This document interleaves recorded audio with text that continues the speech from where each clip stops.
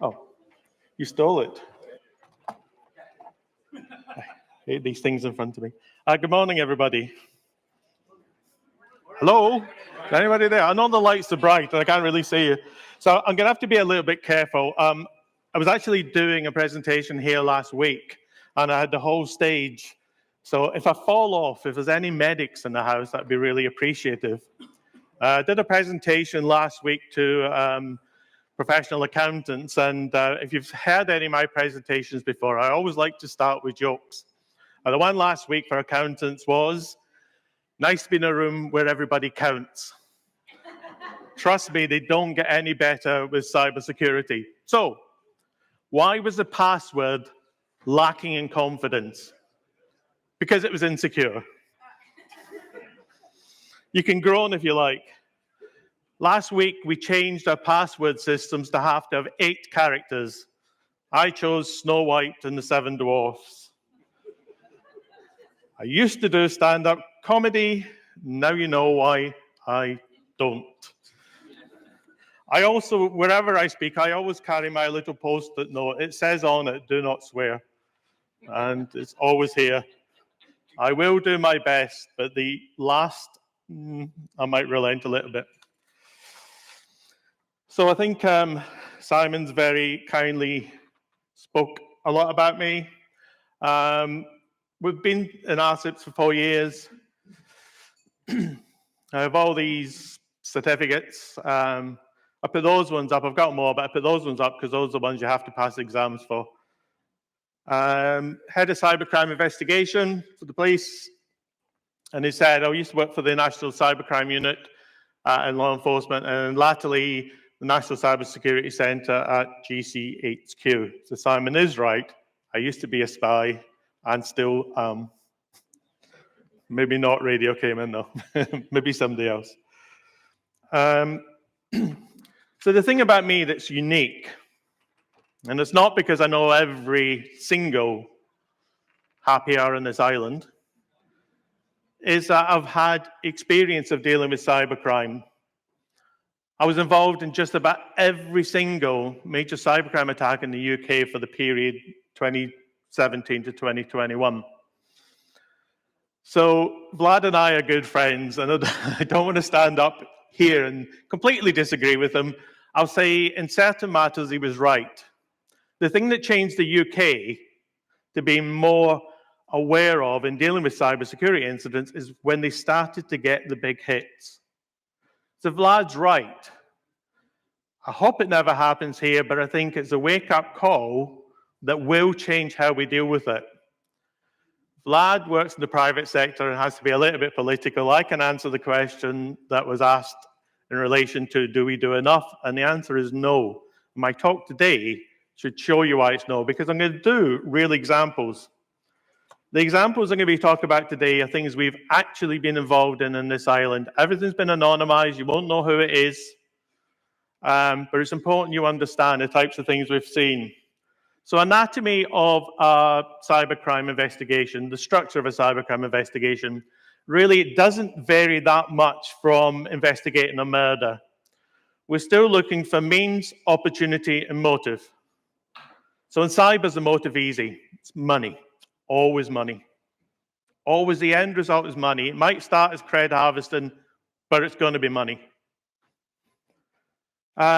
Means, so we have some good, or really good, threat actors out there. And there are some not so good threat actors. In some of the incidents I've dealt with on Ireland, I gotta say, we were extraordinarily lucky that the threat actors didn't really have the means to follow through.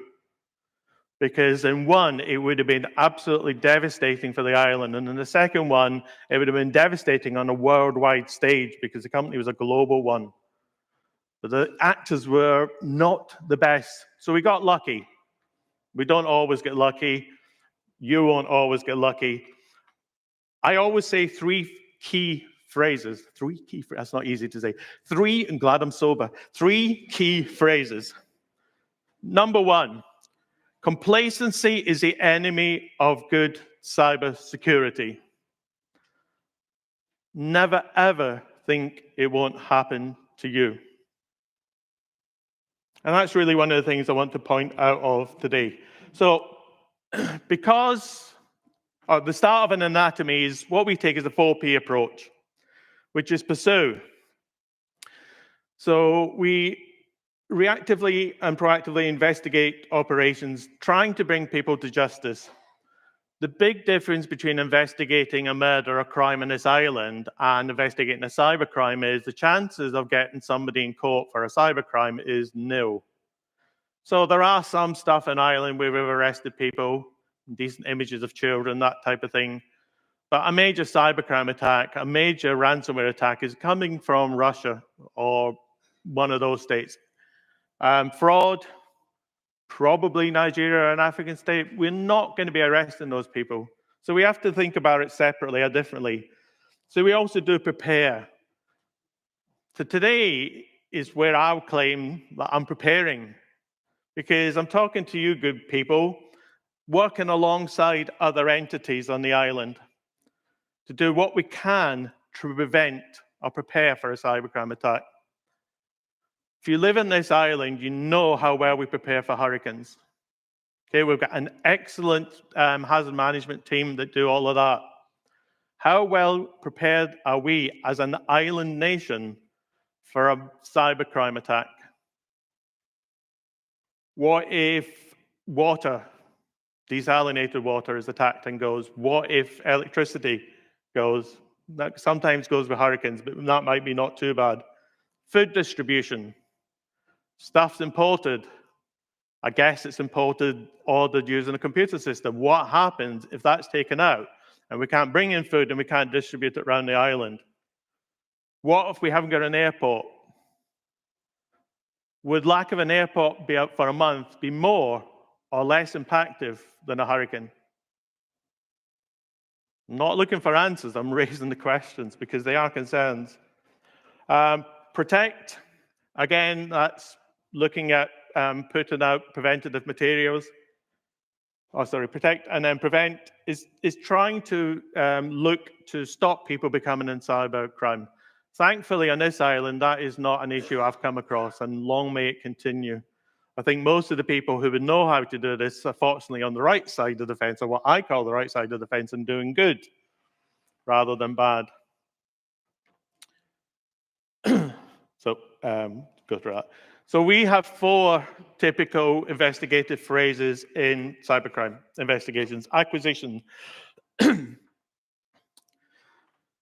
So this is the same as a crime scene. We're trying to find evidence. There's a theory called lockouts, which is every contact leaves a trace, and it's the same in cyber as it is in the real world. So in murders, we might look for microscopic DNA, we might look for microscopic fibers on something, some exchange of forensics, and it's the same in cyber. We're just looking for the breadcrumbs. So we look initially when an incident's reported to logs, and I'll explain how this works when I give you an example of how we did it. The goal is to gather as much evidence without altering the crime scene. So we photograph everything, we record everything, we take extensive notes, and then we recover the data. Oh, sorry. Go back. So I didn't realize it did that. So then recovery. So this is not recovery. This is not helping your entities recover from cyber attack. That's on you. This is about recovering the data from the servers or hard drives. So we're looking for logs, carve files, slack space, stenography, file residue, cache, search history. In our world, it's possible to get convictions without the smoking gun. Windows is great at remembering things. It remembers everything. In fact, if Bill Gates had a penny for everything a Windows machine remembers, he would be, oh yeah, no, he already is. Sorry. And we have things called jump files. So jump files tell us that somebody did something. So we've dealt with cases where people have gone to prison, because we haven't been able to say, oh, we found this thing, but we found what had happened, and that's enough because we are quote experts, and we can prove what we did to quite a high standard. Analysis then. So we carry out analysis of the factors we get in, and then presentation. So I've been through all of this.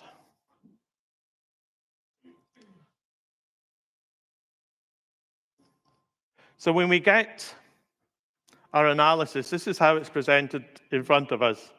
So this is one host. So 1,173,000 artifacts for us to look through. And as you can see, it's divided up into different areas. I haven't expanded any of those. This is an actual investigation, yeah? So how many emails are there? 1,200, 230,000 communications. So we do word searches, we look for breadcrumbs, we look for throwing signatures across it to see if we can identify what we need to do, the connections. What are connections between files? And then in cyber forensics itself, so this includes network forensics. So last year we saw a lot of click on the link, and you click on the link, you came up with this particular page. It's a cred harvester. If you think it looks like Flow's logon page, that's because it is. If you look down where the yellow box is, it says it's been pulled down from Flow's web page itself. So the actor here didn't have to create anything, they just pulled down the favicon from the web page of the company who had it. Small-scale digital devices, storage media, code analysis we do. If we get malware, we decompile it, trying to see what it is. Trust me, there are far, far better people around this audience today, one sat in the front row, at this than I will ever be. But we do it to see if we can find stuff. And then we debug it. So this is actually an executable that we came across in the system. So we looked to see where it was. And you see, you can break it down to see exactly what it does. So we can analyze quite quickly what the threat is. So what are we looking for? Lastly, presentation. So we have to present this mostly to court.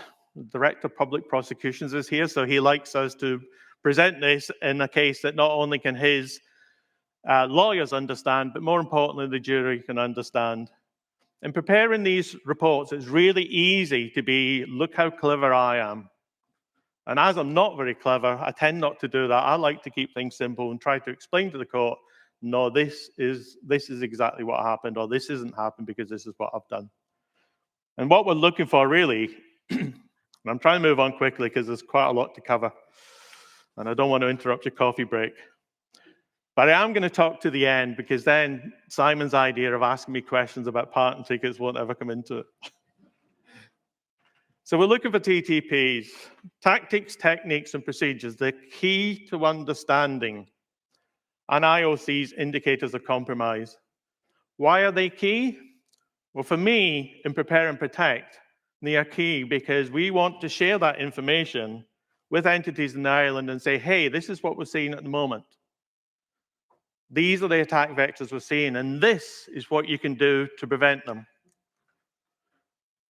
However, nobody tells us anything, so we can't share anything. I will today of ones we've picked up, but generally speaking, nobody reports anything that happens on this island to us.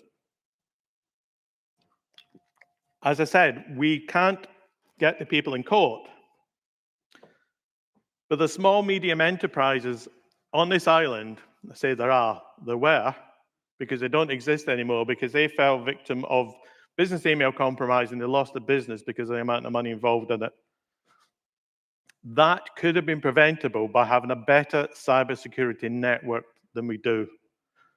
And this is what I'm told, this is what I want to present to you today to say, look, this is what will actually happen. I'll show you some videos. If you're technically minded, you might say, yeah, I've seen that before.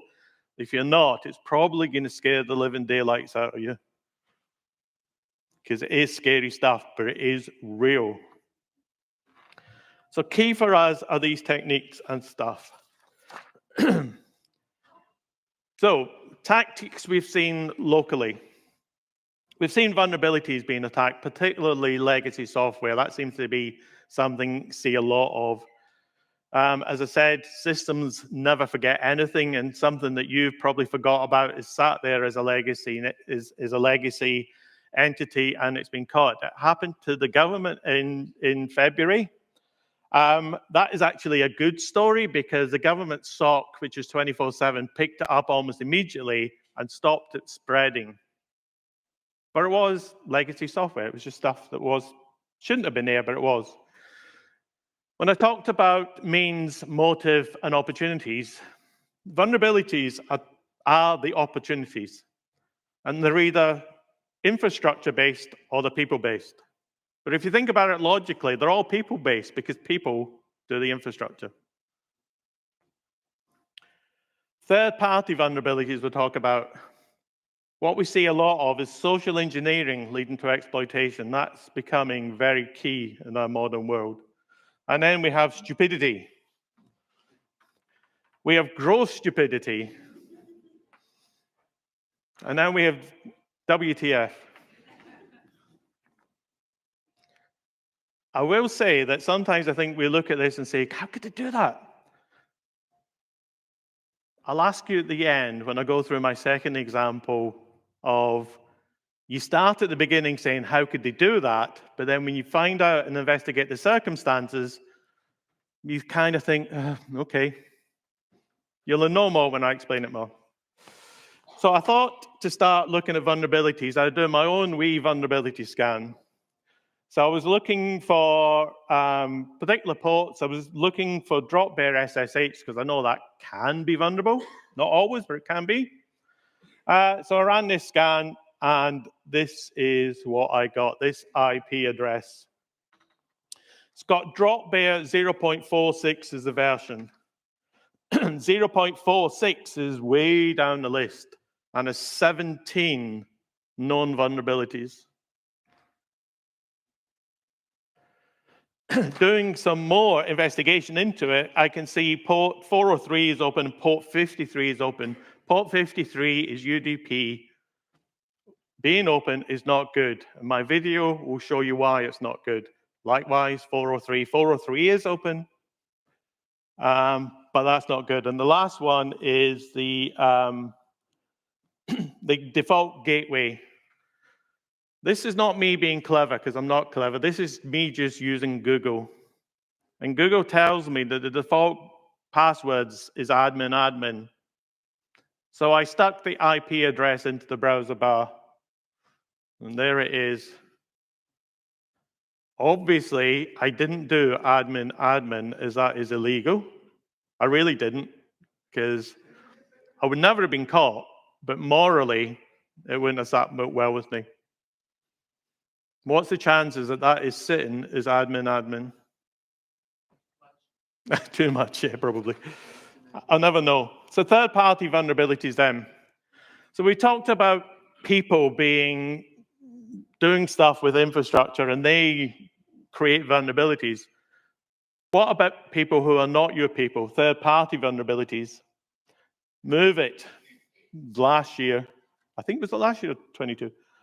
This year, CrowdStrike. We were talking about that in the green room yesterday. How many people woke up to this? Yeah? I think a lot of people went back in a version, and that was the result. And what about the stuff that came in the first one? Was that ever really removed? I don't know. I'm not in charge of that, thankfully. So, some details of some investigations we've been involved with. So first one is a good and bad story. Bad because it happened. Good because of this. So we had a detection on Darktrace saying this has contacted this URL. It needs investigating. So as part of the acquire stage, we acquired the PCAPs for it. And the PCAP said this. I'll point you to the bits that are more important, which is there. So API v1 with a long name There are bigger experts in this room than I am, but that is probably not good. And indeed, it wasn't. There was also a UDP GET request further down the PCAP. So when I pulled down what that did, I got this. So hopefully, most of you have looked at the equals at the end and said, that's base 64, John. If you haven't, the equals at the end means it's base 64 encoded. So I decoded it, because even I can do that one. And you get this. And down the bottom, you get tmp.ps1. Now, that isn't good, because basically what it's dropping is shell commands. Scheduled tasks, lots and lots of scheduled tasks. One of the other things we found in this investigation was this. And I have to confess, I had absolutely no idea what it was. It wasn't coded in base 64, so it took a lot longer to decode. But even when I got to this stage, I was completely lost as to what on earth this is. I'd never seen it before in my life. Adam probably knows what it is, because he's far cleverer than I am. I also found this, and this is a good thing. So it's looking for .com and .xiy for all those names. So at this point in time, I consider that I've got actual TTPs, something to work with. So now I'm going to do something incredibly technical. I mean, John Hammond level of technical ability. I used Google. And the answer was in Twitter. I only went into it now because I had firm stuff to go on. If I put down what is loads and loads of zeros together with the previous one, even ChatGPT would have went, But knowing what it is, and now I know I'm dealing with ViperSoft. Yeah, that's really, really useful, because somebody's probably done some research on this, and they have. So how long have I got there? Not long. This is basically how it works: dropping PowerShell commands, speaking to the C2, and a lot of not so good stuff. But by now we had where we'd recovered the hard drive from the box, so we could see everything it was doing because it had been decoded on the box, which helped us. The other thing that my investigation, or somebody else's investigation, is all those zeros is a thing called byte mapping. So byte mapping is quite a complex thing to do, and it's about obfuscating what they're doing. And if the dart trace hadn't picked it up, we'd never have picked it up, because the level of obfuscation of the code it was carrying. And that's what it looks like in the technical side of stuff. It's basically a byte array, and it's looking for the byte. So it deploys it at this end, and it's looking for the same byte array in the C2. And once it has it, it decodes the code onto the machine and runs the scheduled tasks. This is some of the stuff we found it was doing. So it was looking for Bitcoin. It was trying to steal Bitcoin from your wallets, and it was also trying to steal passwords from your passwords. I say that's all it was doing, and I know it was a little bit of a low-level thing, because, yeah, it might have not been detected, and it might have done a whole lot worse, but that's what it was actually doing. I went through actually all. I tried to find all the .coms and all the XRYs, and found this one. So this is really what it says as well. So when you went into that particular page, somebody had already compromised the C2 and put that warning up there. It wasn't me, although I'll admit that I can't spell diarrhea either. I just think it's a little better than that. And as I carry a little sign that says "Don't swear," I think I would have probably said something other than puppets. So I'll prove it's not me. So that is that was technical investigations. Any questions about that one before I move on to the other one? Not parking tickets, all speeding tickets. Anybody heard about Array before? Adam, is it something you've come across before, yeah? Is there a MITRE signature for it now or not? The byte array stuff? No, so we wouldn't really consider that. Okay, so Adam Pennington's from MITRE. He's one of our key speakers tomorrow. Very well worth listening to, and I'm not saying that because he's sat in the front row. He's genuinely an excellent speaker, and we're fortunate enough to have him again. Social engineering. We have a problem on this island with social engineering. The Cayman Compass very kindly, sorry, Anson. You asked some questions. Yeah. You're going into social engineering. Yeah, You're away from the technical side. Yeah. You can ask at the end if you want, it's fine. Okay, let me ask it. In case I run out of time. Yeah, I'll ask that. Okay, thanks. So the Cayman Compass ran an article a couple of weeks ago. We've had a big issue with WhatsApp scams and people giving away their verification code, even though the text they get says, do not share this with anybody else. We've seen a lot of it because a lot of people fell for it and a lot of people sent money. So the more the threat actors see it's working, the more they target us. So we saw a lot of it. And one of the things I said is I love this island for what's called Cayman kindness. I think it's a fantastic thing. I've worked in London where I don't even cross the road when it's the green sign because it's like people will still run you down. And here they'll stop for you. So I love it, but we're overly trusting. We're overly guided by this can't happen, this can't be bad. Which leads to my second phrase, which is trust nothing, verify everything. That is key. We are over trusting. Social engineers know that, and social engineering is quite sophisticated. And it's looking at the human instinct of trust. Do you know, I can tell I'm not really clever. There's a flaming thing in front of me. Goodness me. And I got my nose swearing because I've already nearly said something else. Social engineering happens because of human instinct of trust. Cyber criminals have learned a carefully worded email, voicemail, or text message can convince people to transfer money. Through phishing research, a cyber criminal knows the CEO is traveling. An email is sent to a company that looks like it came from the CEO. Slight discrepancy in the email address, but the spelling in the CEO's name is correct. Urges the person to transfer money, and they do. And they lose it. It's happened on this island. It's happened a lot on this island. And I keep saying, if somebody sends you, please, I've changed my banking detail to the US. Don't just go, oh, okay.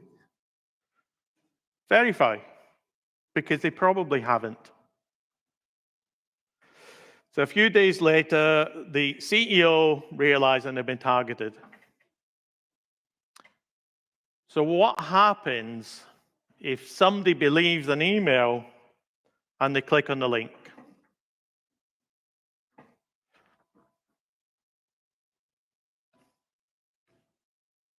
You're about to witness firsthand how quick and how easy a hacker can compromise your computer and infect it with Trojans and ransomware. The purpose of this video is to show you from the attacker's perspective what they see and what they can do.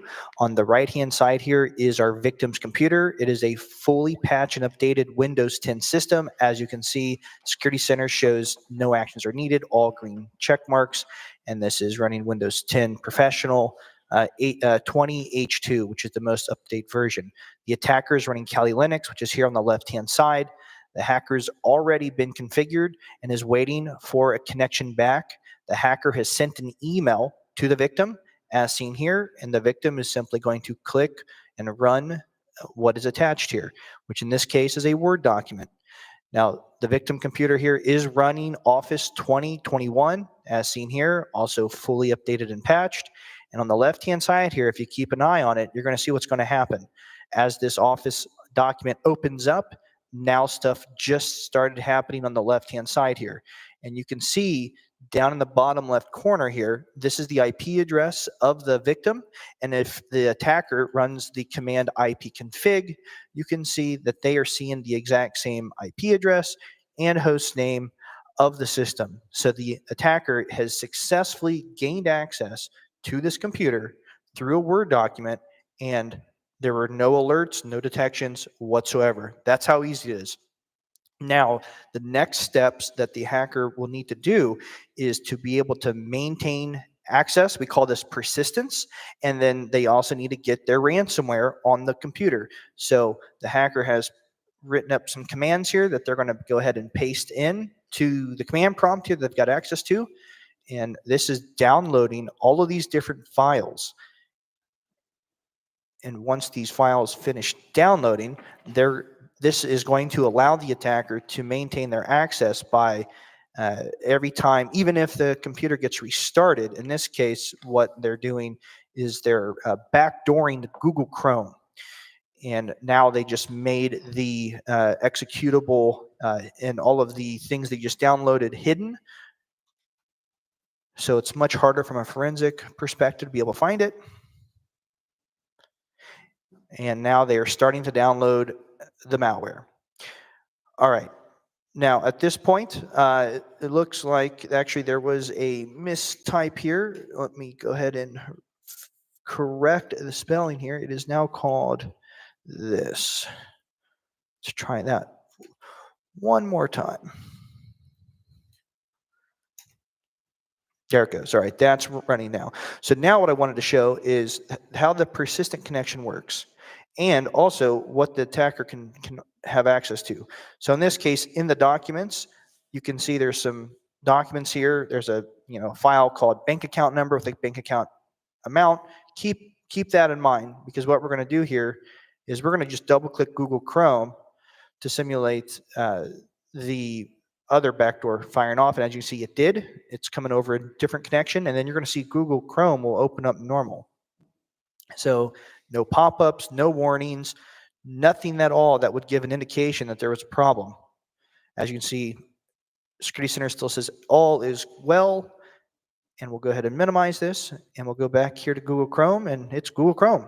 So if we do a Google search on, let's say, cars, everything is running as intended. Now, this is a little bit slower system, which is one reason why it's running a little slow. It doesn't have many resources. It is a virtual machine, but as you can see, it is Google Chrome. It is returning what you would expect to see if you did a Google search on that.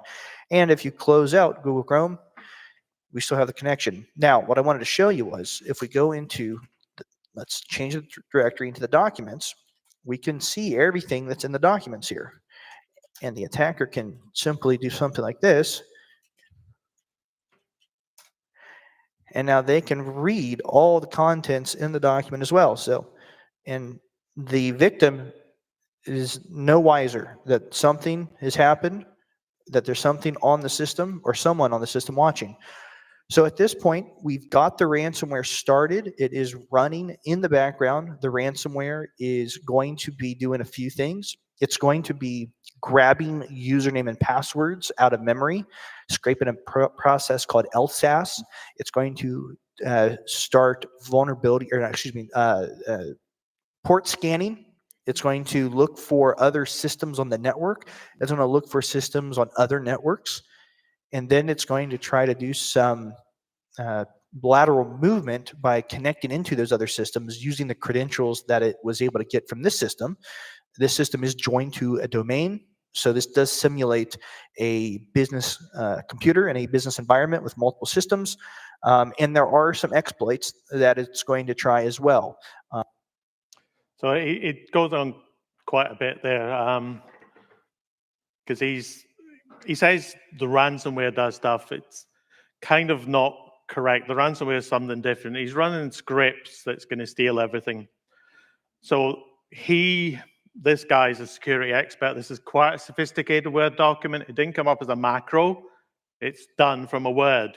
On 403, the netcat was running, and as soon as the document was clicked, hopefully you saw, the bad actor had immediate access. So it's now going to get persistence. It's going to get migrate across your network. And eventually, it's going to drop the malware. Now, that might not be today, it might not be tomorrow, it might not be next month. They'll probably be running something called Emotet and TrickBot. And TrickBot goes back to the C2 with everything you're doing, passwords in plain text, because it's basically a glorified keylogger. So they're going to sit there. So when they put in the ransom demand, they know what you're worth, because they've been sat in your network seeing how much you're worth. So he waits a little while for the ransomware to deploy. Imagine having Google Chrome as persistence and their backdoor. Told you port 53 being open is not a good idea, and that was the one the Netcat was listening in. Yeah, so every time, even if we detected that initially, he obfuscated the Google Chrome backdoor really well. I've looked at this in more detail. I've got the scripts for it. The obfuscation is great. We wouldn't find it. You wouldn't find it. And it's always going to be there. Google Chrome. Every time somebody goes on Chrome, they're back in. Scary. I think it's scary anyway. The other thing the actor wouldn't have done is they wouldn't have, it's not cat, it's typed in command structures.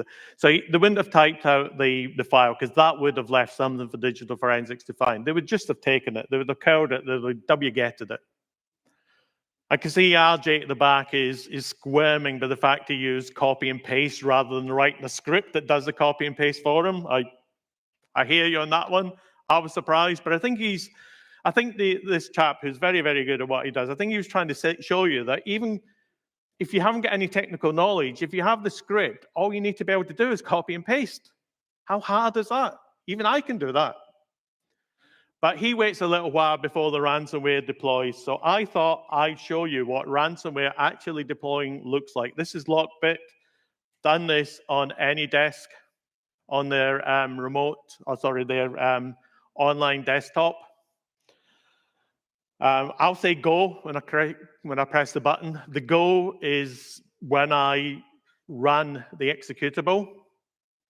You will see some of the command lines coming up on the right-hand side. Ignore those.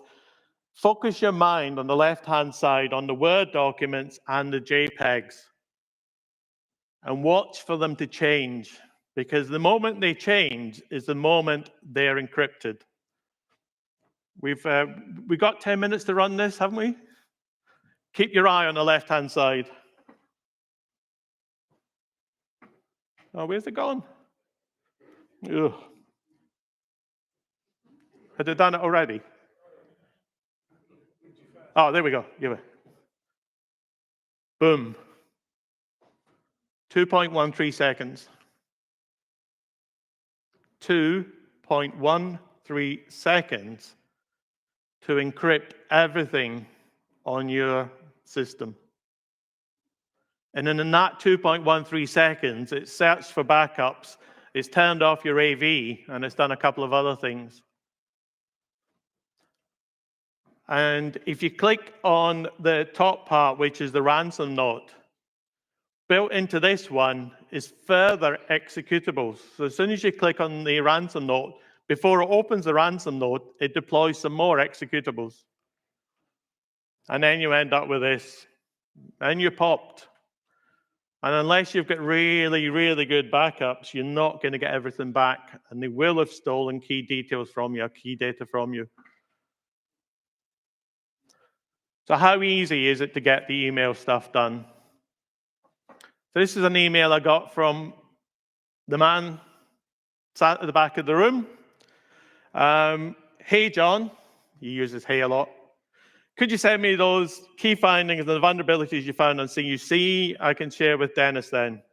Dennis is here, I think, isn't he? Works for CUC. We need to get diving again, buddy, which we do. Thank you and have a great day. If anybody's received an email from RJ, that's really good. So I'm going to sit at that. And the bottom part is sent from Outlook by iOS. If Bo was in here, he'd be saying, oh, that's really, I can get after that one. If you weren't in his talk yesterday, he is here. Yeah, you're sitting there going, oh, hey, that's great information for me, isn't it? And it is. So this is really good. So I'm a verify everything type of guy. So I go onto the web page, and there he is, that handsome hunk of a man. And further, meet the partners, because I couldn't just give it to RJ alone. James had to have some of it as well. So in actual fact, that's not an email from RJ. It's one I crafted using social engineering. On his Facebook profile, he talks about diving all the time. Diving. I went up to one of the staff here who's dealing with this yesterday and say, oh, did you get that email from RJ? So thank you and have a great day on the bottom of the email. So I can use it to mimic what he is. The days of bad grammar, the days of badly worded emails, gone. Actors are sophisticated and they craft emails like that to overcome your natural instincts of saying, is this actually from RJ? So Dennis, there isn't really a CUC vulnerability. That was a little joke. Wayne and Dennis, well, I haven't found them if they are. And one of the other things I would do as a bad actor, I would look on the web page to see what the email configuration is. Ember Lake actually do a really good job of this because, well, sorry about that. That file comes up later. So the technical people amongst you are now saying, yeah, John, that's great. You've crafted an email, but that can't go anywhere. And as it was, it can't. So I've got to break into Ember Lake's system, which I hope is difficult. For Bo, I bet he would get in. For me, it's too difficult. But look, Ember Lake. B-A-R instead of B-E-R. And it's mine. I bought it. I bought emberlake.ky for $69 US. So now I own the domain. I can set up an email exchange. I can send that email. How many people would notice the difference between the E and the A in Ember Lake? I suspect none of you, particularly if I crafted it to make it look as if it was RJ. That is a level of social engineering we are seeing. That is a level of social engineering that is getting people to click on links. And I've shown you in the video what happens when you click on links. I did negotiate with RJ yesterday how much I was going to send it for. I started at $200. He started at, I'll punch your lights out. And as he kicked me in the face and nearly murdered me when we were diving once, I went with his idea and didn't sell it to him. So and this is the thing I was talking about. So they do really well because they don't have anything on their website that says emails. They say, oh, no, you contact us. All right, I've got 7 minutes left and probably about 10 minutes worth of work. So if you're an accountant, you understand assets, liability, income, and expenditure. And that's really important if you ever get hit by a ransomware attack. So I wrote this quite a while ago because I've given this presentation last week. And I had this really great idea. I've gone onto a site called Ransomware Live, which talks about ransomware amounts. And it shows you the conversations they have. John Hammond, swine, did a video on it on YouTube 2 weeks ago. So he kind of stole my thunder. So this is where, at the point in time I did it, I changed. So as of yesterday, there have been 513 victims of ransomware worldwide, 4,719 this year. So this is where I find it difficult to not swear. This is Black Matter, the one of the biggest ransomware groups in the world. So if you contact them, they start with, hello and welcome to Black Matter. How can we help you? Like a flaming IT help desk.